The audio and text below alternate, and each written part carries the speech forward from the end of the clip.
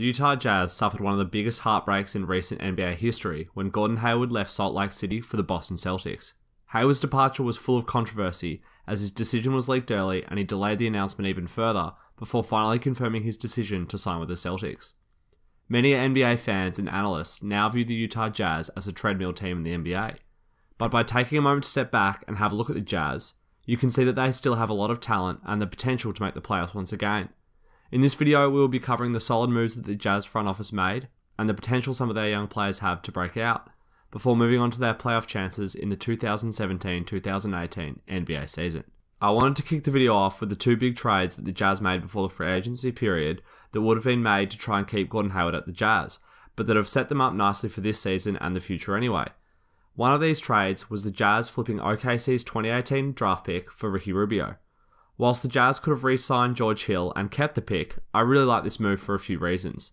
Rubio is only going to be 27 in this upcoming season and has 2 years left on a very affordable $14 million a year contract. He will be in the prime of his career and has been very healthy over the last 2 seasons. This should allow Utah to utilise the best few years of Rubio's career whilst not committing huge salary to him in the long term. And the Jazz gave up very little for a player of Ricky's calibre. OKC's pick will be in the 20s this year as they look set to finish top 3 or 4 in the West and make a deep playoff run with Russell Westbrook and Paul George. On top of this, I absolutely love Rubio as a fit on this Utah Jazz team. Quinn Snyder and the Jazz place a huge emphasis on defense and slow half-court offense. Rubio has always been an exceptionally talented defender and should fit right into Utah's defensive style of play. Furthermore, he's a great pick-and-roll player and finds creative ways to set up his teammates in the half-court. He will love throwing lobs to Rudy Gobert, as well as using the threat of throwing the lob to create space for himself to get to the rim. Finally, I think Rubio is the perfect point guard to mentor and pass to Utah's young guards. Dante Exum finally had an off-season without injury problems and played really well in the Summer League. I do not think he's going to explode this year, but he could have a really solid season and take a big step in the right direction in his development. As a result of this, Alec Burks will likely come off the bench and it'll be interesting to see how he plays this season after a tough return from injury last year. But the guard that can learn the most from Rubio is Donovan Mitchell. The Jazz traded the 24th pick and Trey Lyles for the 13th pick this year, which they used to select the electric guard out of Louisville. Mitchell is an extremely quick and athletic combo guard who I think the Jazz will try and mould into their point guard of the future. Mitchell impressed early on in the Summer League as he dominated nearly every game he played, with the highlight being a 37-point and 8-steal effort against Memphis. If Exum manages to play up to his potential this year, I could see the Jazz extending him and looking to use Exum and Mitchell as a dual point guard setup for the future.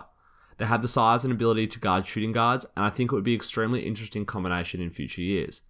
But for this season, Mitchell will be behind Exum, Rubio, and Rodney Hood, and will have to earn every minute he gets.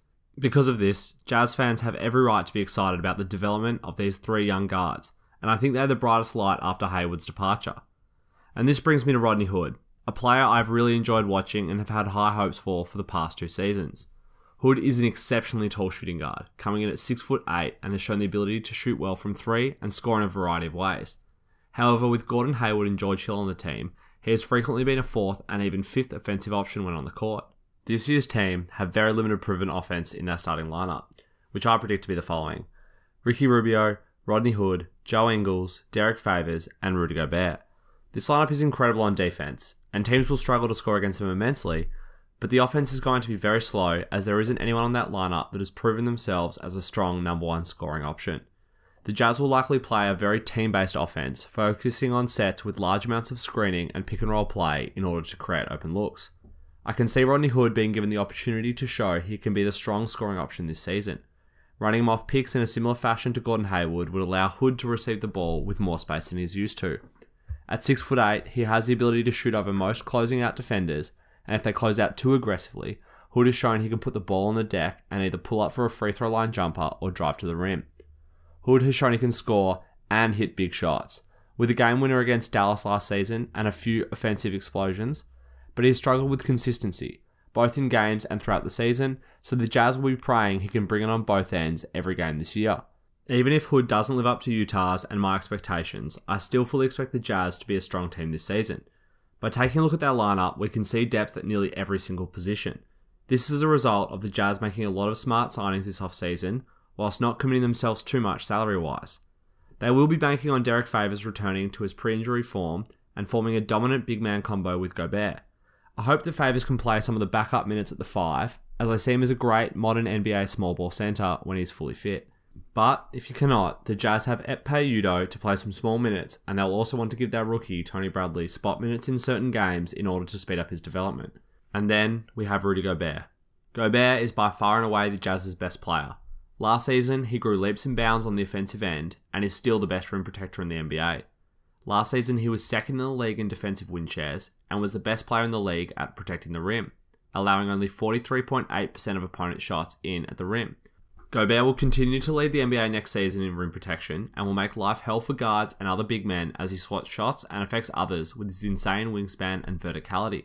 Gobert should also get an expanded offensive role this season, as Rubio and Rudy will run countless pick and rolls in order to get easy looks at the rim. Gobert averaged 14 points per game last year, and I wouldn't be surprised if he managed to push this to 18 points a game, as he feasts on lobs and offensive putbacks. Jazz fans will really only want him to do this, so long as it doesn't affect his defensive impact and presence. Outside of the starting lineup, the Jazz made some super solid additions, signing Jonas Jerebko and Tabo Sefolosha to provide more wing depth and big man depth off the bench alongside Joe Johnson. The Jazz had one of the deepest benches in the league last year, and I do think that they have lost some of the strong veteran presence they had in Boris Diaw. But they will be able to ride the injuries of the regular season and field a strong team at all times. And for this reason, combined with the improvement of Gobert, Rubio, Hood, Derek Favors, and Dante Exum, I can see them in that 6 to 8 seed slot out in the West. Moving on from the next season, and the Jazz have a pretty good cap space situation, with $16 million in cap space for the next offseason, and then $58 million in space for the 2 years after that. So long as the Jazz don't overplay any players, this will allow them to make a play for a big unrestricted free agent, or simply try and sign solid players to long-term, cheaper deals. It also means that if things do not work out for the Jazz this season, and they're not a playoff team, they have the cap flexibility to acquire bad contracts in order to get additional draft picks. Cap flexibility is one of the best ways to get better in the NBA, as it allows you to make far more moves than teams such as the Wizards and Trailblazers, who are well over the salary cap. Overall, I think the Jazz are in a very promising position, considering that their best player left in the off-season and they got nothing in return. Smart management of the cap and the development of Rodney Hood, Dante Exum, and Donovan Mitchell are what are necessary to bring the Jazz back to being contenders.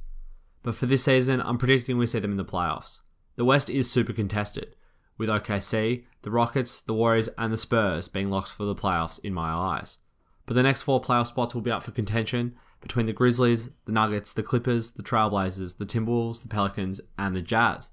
So long as the Jazz bring their tough defense, and if Rubio can find a way to create enough offense for his teammates, the Jazz have a good chance of sealing one of these 4 spots.